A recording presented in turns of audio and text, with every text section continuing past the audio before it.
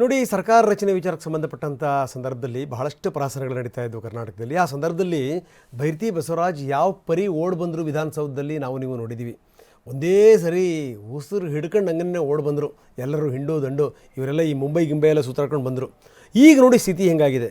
ಯಾವ ಮುಂಬೈ ಯಾವ ಪೂನಾ ಎಲ್ಲ ಸುತ್ತಾಡ್ಕೊಂಡು ಬಂದಿದ್ದಾರಲ್ಲ, ಅದೇ ಭೈರತಿ ಈಗ ಪೂನಾದಲ್ಲಿದ್ದಾರೆ ಅನ್ನುವಂಥ ಮಾತುಗಳು ಕೇಳಿ ಬರ್ತಾ ಇವೆ.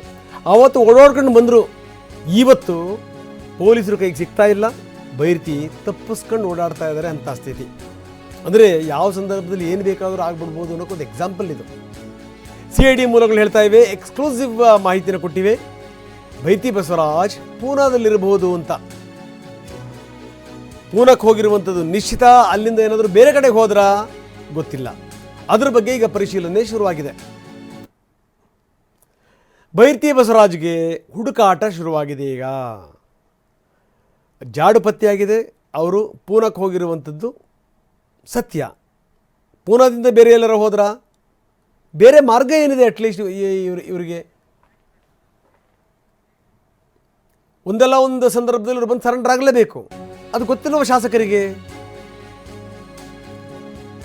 ಇನ್ನು ರೌಡಿ ಶೀಟರ್ ಬಿಕ್ಲು ಶಿವ ಕೊಲೆ ಪ್ರಕರಣಕ್ಕೆ ಸಂಬಂಧಪಟ್ಟಂಗೆ ಇನ್ನಷ್ಟು ವಿವರಗಳು. ಅಜಿತ್, ಮಲಯಾಳಿ ಅಜಿತನ್ನ CID ವಶಕ್ಕೆ ಪಡೆದಿದೆ. ಈ ಹಿಂದೆ ಬಂಧನಕ್ಕೆ ಮುಂದಾಗಿತ್ತು CID. ತಾನು ವಕೀಲ ಅಂತ ದರ್ಪ ಕೂಡ ತೋರಿಸಿದಂತೆ ಈ ಅಜಿತ್. ನೋಡಿ, ಇದೇ ವ್ಯಕ್ತಿ ಮಲಯಾಳಿ ಅಜಿತ್. ಈತನ ಪಾತ್ರ ಇದೆ ಇದರಲ್ಲಿ ಅನ್ನುವಂಥ ಮಾತುಗಳು ಕೇಳಿಬಂದಿತ್ತು.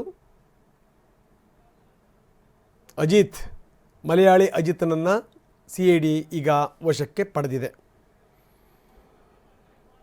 ಅಂದರೆ ಈಗ ಇದು ಭಾಳ ತೀವ್ರ ಆಗ್ತಾ ಇದೆ. ಭೈರತಿ ಬಸವರಾಜ್ ಅವರಿಗೆ ಈಗ ಬೇರೆ ಮಾರ್ಗಗಳಿಲ್ಲ.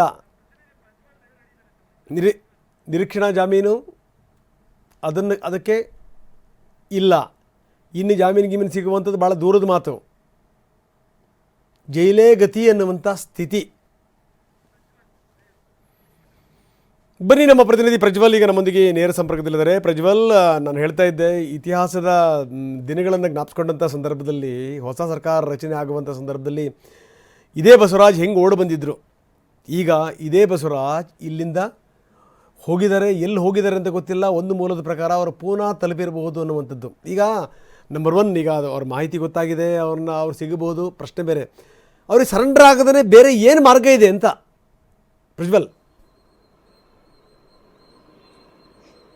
ರಂಗತ್, ಬೇರೆ ಯಾವುದೇ ಮಾರ್ಗಗಳಿಲ್ಲ ಸದ್ಯಕ್ಕೆ. ಎಲ್ಲಾ ದಾರಿಗಳು ಬಂದಾಗಿದ್ದಾವೆ. ಹೈಕೋರ್ಟ್ನ ಮೂಲಕವಾಗಿ ಒಂದು ದೊಡ್ಡ ಶೀಲ್ಡ್ ನ ಪಡ್ಕೊಂಡಿದ್ದಾರೆ. ಅಂದ್ರೆ CID ಅವರು ಇವರು ಹತ್ರಕ್ಕೆ ರೀಚ್ ಆಗ್ಬೇಕಂದ್ರೆ ಹೈಕೋರ್ಟ್ ಅನ್ನೋ ಒಂದು ದೊಡ್ಡ ಶೀಲ್ಡ್ ನ, ಸೇಫ್ ಗಾರ್ಡ್ ಅನ್ನ ಪಾಸ್ ಮಾಡ್ಕೊಂಡು ಬರ್ಬೇಕಾದಂತ ಅನಿವಾರ್ಯತೆಯನ್ನ ಸೃಷ್ಟಿ ಮಾಡ್ಕೊಂಡಿದ್ವಿ. ಆದ್ರೆ ಈಗ ಹೈಕೋರ್ಟ್ ಅದೆಲ್ಲದಕ್ಕೂ ಒಂದು ಅಂತಿಮ ನಿರ್ಧಾರವನ್ನ ಹೇಳಿದೆ. ಅಂದ್ರೆ ಯಾವುದೇ ರೀತಿಯಾದಂತಹ ಶೀಲ್ಡ್ ಏನಿತ್ತು, ಅಂದ್ರೆ ಬಲವಂತದ ಕ್ರಮಗಳನ್ನ ಜರುಗಿಸಬೇಡಿ ಅಂತ ಏನ್ ಹೈಕೋರ್ಟ್ ಈ ಹಿಂದೆ ಹೇಳಿತ್ತು, ಅದನ್ನ ವಜಾಗೊಳಿಸಿದೆ. ಮತ್ತೆ ನೀವು ಕಸ್ಟೋಡಿಯಲ್ ಇಂಟ್ರಾಗೇಷನ್ ಅವಶ್ಯಕತೆ ಇದೆ ಅಂತ ಹೇಳಿ CID ಅಧಿಕಾರಿಗಳು ಏನು ಮನವಿಯನ್ನ ಮಾಡಿಕೊಟ್ಟಿದ್ವು, ಆ ಮನವಿಯನ್ನ ಪುರಸ್ಕರಿಸಿದೆ. ಅಂದ್ರೆ ಮತ್ತೆ ಇನ್ನು ಬೇಲ್ ಏನಾದರೂ ಬೇಕು ಅಂತಂದ್ರೆ ಕೆಳ ಹಂತದ ಸೆಷನ್ ನ್ಯಾಯಾಲಯದಲ್ಲಿ ನೀವು ಅರ್ಜಿಯನ್ನು ಹಾಕೊಂಡು ಅಲ್ಲಿ ಆರ್ಗ್ಯುಮೆಂಟ್ ಅನ್ನು ಮಾಡಿಕೊಂಡು ಅಲ್ಲಿ ಬೇಲನ್ನು ಪಡೆದುಕೊಳ್ಬಹುದು ಅನ್ನೋದನ್ನು ಸಹಿತ ಹೈಕೋರ್ಟ್ ಸೂಚನೆಯನ್ನು ಕೊಟ್ಟಿದೆ. ಇದಾದ ನಂತರದಲ್ಲಿ, ಅಂದ್ರೆ ಇನ್ನೂ ಕ್ಲಿಯರ್ ಆಗಿ ಹೇಳ್ಬೇಕಂದ್ರೆ, ಈ ಆರ್ಡರ್ ಬರ್ದಿದ್ದು ನಿನ್ನೆ. ಈ ಆರ್ಡರ್ ಬರಕ್ಕಿಂತ ಮೊದಲೇ, ಅಂದ್ರೆ ಬುಧವಾರದ ದಿನ ಬೆಳಗಾವಿಯಲ್ಲಿ ನಡೆದಂತ ಒಂದು ಅಧಿವೇಶನದಲ್ಲಿ ಇವರು ಭಾಗಿಯಾಗ್ತಾರೆ. ಬುಧವಾರದ ಸಂಜೆಯ ನಂತರ ಭೈರತಿ ಬಸವರಾಜ್ ಅವರು ಎಲ್ಲಿ ಹೋದ್ರು ಅನ್ನೋದು ಯಾರಿಗೂ ಸಹಿತ ಗೊತ್ತಿಲ್ಲ.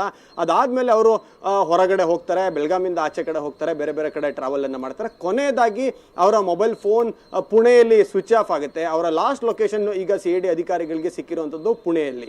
ಪುಣೆಯ ಒಂದು ಏರಿಯಾದಲ್ಲಿ ಅವರ ಕೊನೆಯ ಲೊಕೇಶನ್ ಸಿಗುತ್ತೆ. ಅದಾದ್ಮೇಲೆ ಅವರು ಯಾವ ಕಡೆ ಹೋದ್ರು ಅನ್ನೋದ್ರ ಬಗ್ಗೆ ಅಧಿಕಾರಿಗಳಿಗೆ ಇದುವರೆಗೆ ಕ್ಲಾರಿಟಿ ಇಲ್ಲ. ಹೀಗಾಗಿ ಅಧಿಕಾರಿಗಳು ಇನ್ಫಾರ್ಮೆಂಟ್ಗಳ ಮೂಲಕವಾಗಿ ಮತ್ತೆ ಇವರು ಕೊನೆಯದಾಗಿ ಎಲ್ಲಿ ವಿಸಿಟ್ ಮಾಡಿರ್ಬೋದು ಅನ್ನೋದನ್ನ ಹುಡುಕಾಟವನ್ನ ಮಾಡ್ತಿದ್ದಾರೆ. ಅದಾದ್ಮೇಲೆ ಈಗಾಗಲೇ ಒಂದು ತಂಡ ಗೋವಾದಲ್ಲಿದೆ, ಒಂದು ತಂಡ ಬೆಳಗಾವಿಯಲ್ಲಿ ಮಾಹಿತಿಯನ್ನು ಪಡ್ಕೊಂಡಿದೆ.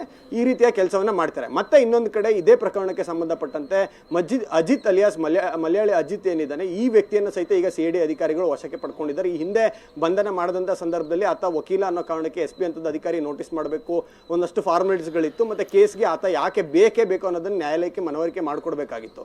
ಈಗ ಅದೆಲ್ಲದನ್ನು ಮಾಡಿಕೊಟ್ಟ ನಂತರ ಮಲಯಾಳಿ ಅಜಿತ್ ಅನ್ನ CID ಅಧಿಕಾರಿಗಳು ಕಸ್ಟಡಿಗೆ ತೆಗೆದುಕೊಂಡಿದ್ದಾರೆ. ಮತ್ತೆ ಇನ್ನೊಂದು ಕಡೆ A1 ಜಗ್ಗ ಈಗ ಆಲ್ರೆಡಿ ಜೈಲಿನಲ್ಲಿದ್ದಾನೆ. ಈಗ ಭೈರತಿ ಒಬ್ರು ಬಂಧನ ಆದ್ರೆ ಆಲ್ಮೋಸ್ಟ್ ಈ ಕೇಸಿನ ಬೇಕಾದಂತೆ ಎಲ್ಲ ಆರೋಪಿಗಳು ಬಂಧನ ಆಗುತ್ತೆ. ರಂಗನಾಥ್. ಓಕೆ, ಧನ್ಯವಾದ ತಮ್ಮೆಲ್ಲ ಮಾಹಿತಿಗೆ.